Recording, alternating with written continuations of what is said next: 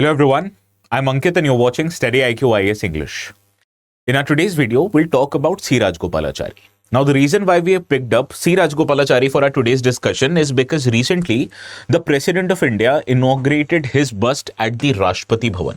Now this personality, Mr. Rajagopalachari, is very important historically because he was the first and only Governor General of independent India.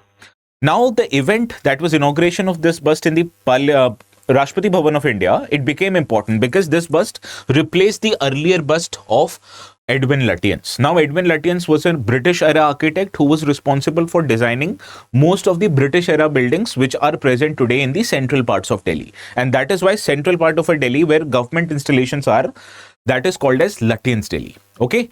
Now, whenever we cover about any historical personality, for example, Chakravarti Rajagopalachari that we are going to do today, there are two approaches to follow this kind of a discussion. First, the most traditional one is to follow the facts relating to his life and achievement. Now that when you rely too much on facts, it becomes difficult for you to recall them whenever you have to attempt the examination.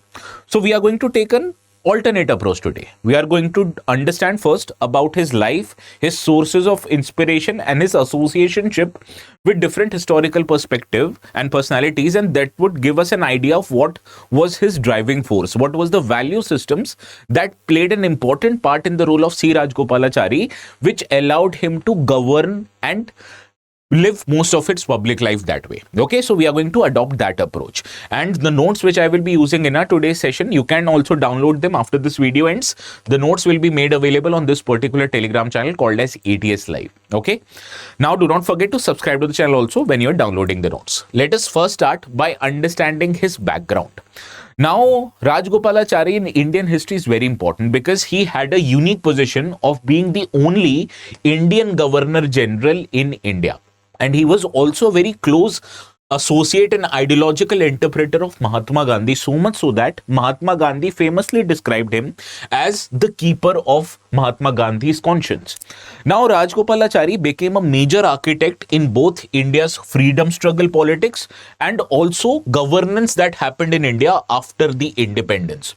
So, we are going to understand first the inspiration and then we are going to move and talk about his achievements, because that you'll find the inconsistency in his approach.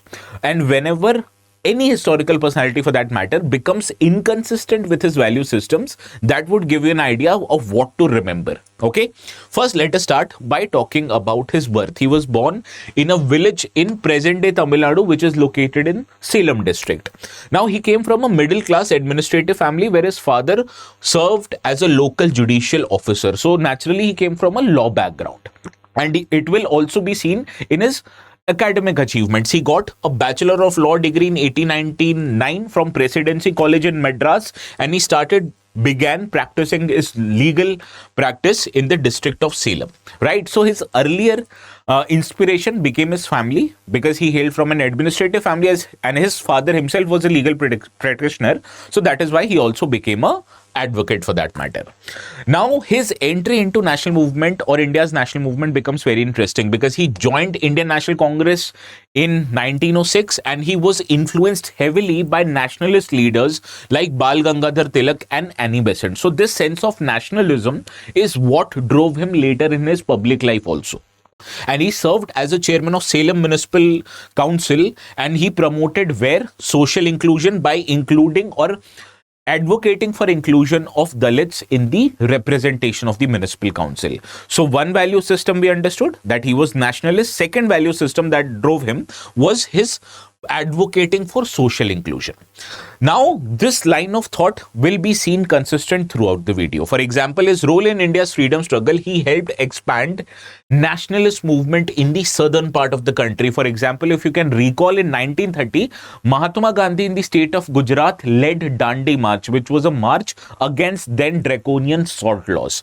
Similar march was also taken in Tamil Nadu by Rajaji, which was taken in Vedaranyam district, which is in Tanjore presently. Now, this march that Rajaji led in Tamil Nadu, it was to encourage mass participation of people in the national movement, and it helped symbolically break a British salt law which was seen as draconian. Similarly, he also made efforts to socially reform the society. I told you, right? Social inclusion is one of his driving values, and that is why he supported temple entry movement and even advocated for removal of untouchability, which is seen to promote social unity within the larger ambit of nationalism. Now, to promote nationalism in a colonial society, you want inclusion of most amount of people. But when you already exclude a certain section of society, your nationalist movement won't be as inclusive. Similarly, his leadership also helped transform Congress's politics that they did in the Madras region, and it made the Congress politics a more mass oriented because of his participation. Similarly, when you realize he became one of the participants in the provisional autonomous government that was started after the implementation of Government of India Act 1935. He became the Prime Minister of then Madras provincial government, which was headed by Congress, and he took many important initiatives. For example, he was heavily inspired by Mahatma Gandhi, and that is why he imposed prohibition policy by reducing alcoholism and in order to improve social welfare, despite the fact that it leads to revenue losses. Similarly, when he was the Prime Minister of Madras Presidency, he also advocated for temple entry, especially of the untouchable societies who are generally marginalized by the large section of society. Okay, and when you talk about his formula of solving any present or contemporary issues, that is also very relevant. For example, in 1944 and 45, both Congress and Muslim League, they were at odds with each other in deciding what the future course of correction would happen after the Britishers left India. And Britishers were very rigid in nature. They said that first solve your problems and then only I will suggest you what we'll do after the end of British rule in India. Now here Rajaji played a very important role in order to, you can say, sort this issue that happened between Congress and Muslim League. For example, he proposed a compromise formula. Now, what was Muslim League demanding at that time? They were demanding a separate country for Muslims. And on the other hand, Congress wanted the India to remain as unified as possible. So, what Rajaji proposed is that he accepted the holding of plebiscite in Muslim majority areas in India, then in both northeast and northwest part of the country. And if the people of those Muslim majority area actually advocated or voted for a separate country, then a separate dominion would be set up and the responsibility of defense, communication, etc. would be taken by a uniform central government. Now, what this kind of an approach by Rajaji shows us, it shows that Rajaji wanted to avoid prolonged colonial conflict or prolonged communal conflict that happened actually after India got partitioned. Although this proposal was heavily criticized and rejected at that time, but this shows us that his area of intention or his approach towards politics was more realist and pragmatic as compared to other more idealist driven leaders at that time like Mahatma Gandhi. And he anticipated the later political developments that eventually culminated into partition. So had we adopted Rajaji formula, there is also a line of thought that the partition of India could have been prevented. So he was so realist and so pragmatic in that way. Similarly, after India got independent, he played a very important role in different aspects of central and provincial administrations. For example, he served as a governor of West Bengal at a very critical time when West Bengal was also seeing the brunt of partition, because at that time the priority of West Bengal administration was to manage refugee influx that happened from then East Pakistan, which later on became Bangladesh. Also, in 1948, till the time India got its constitution, he served as the only and the last Governor General of India, in which he succeeded Lord Mountbatten, and he became the first Indian national to occupy this post.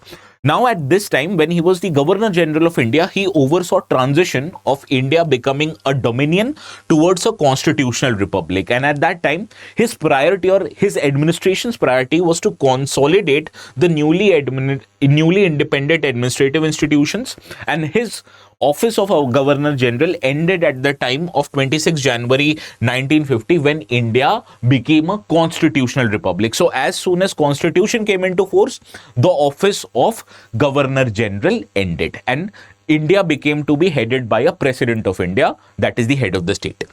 Now, Let us talk about his role in the Union Cabinet. After the untimely passing away of Sardar Patel, he became the Union Home Minister, and he ensured strengthening of internal administrations, which was in line with the line of thought that Sardar Patel even adopted.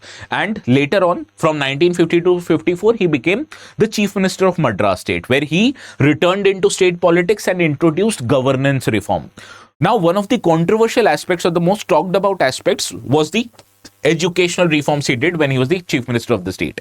Now, he tried to introduce Hindi and made it a mandatory language in the state of Tamil Nadu. And you can understand this created a lot of controversy. And because of the protests that happened after Hindi was made mandatory in the state of Tamil Nadu, he was forced to resign as the chief minister of Madras.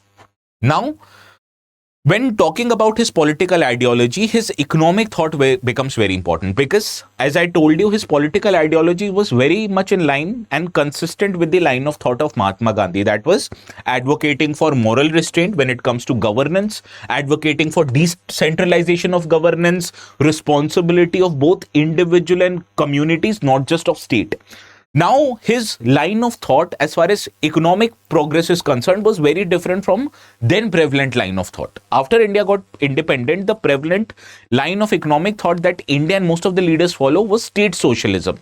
But on the other hand, Rajaji was a critic of state socialism. He warned that excessive government control, it could reduce the entrepreneurship that you need to make any country developed. And he was also very vocal critic of expanded bureaucracy. As the government became bureaucratically heavy, it in a way negatively impacted the entrepreneurial spirit in India. And many later analysts actually view this as a first criticism of the license permit Raj economic system that was seen in India after the implementation of state-led socialism, where most of the participation in economic activities was led by state and private sector was related or relegated to much more marginalized role. Now, if we talk about his political ideology, here his independent party known as Swatantra party becomes very important.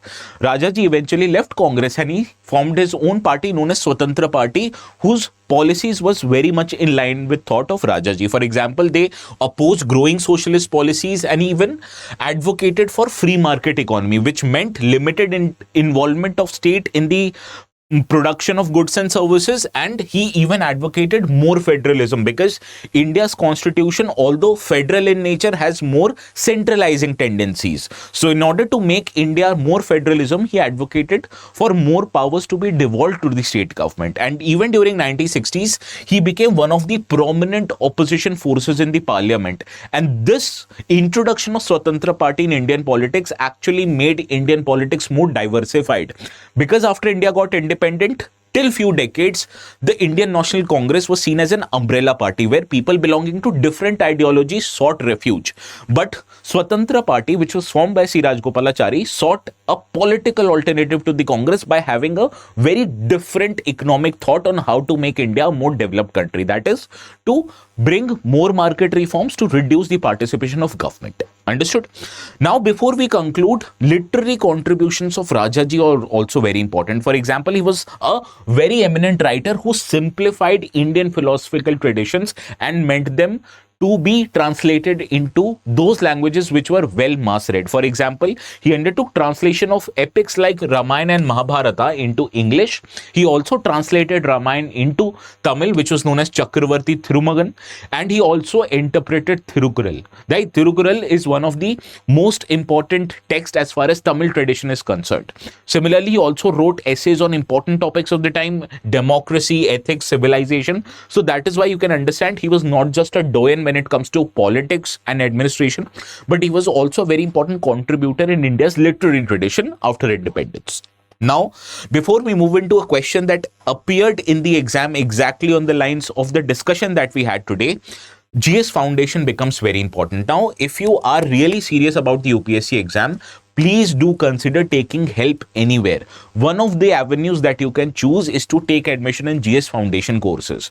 The topic that we covered right now is a very relevant topic from modern history perspective. Modern history is one of the subjects that are covered in history in addition to geography, economy, polity, important subjects.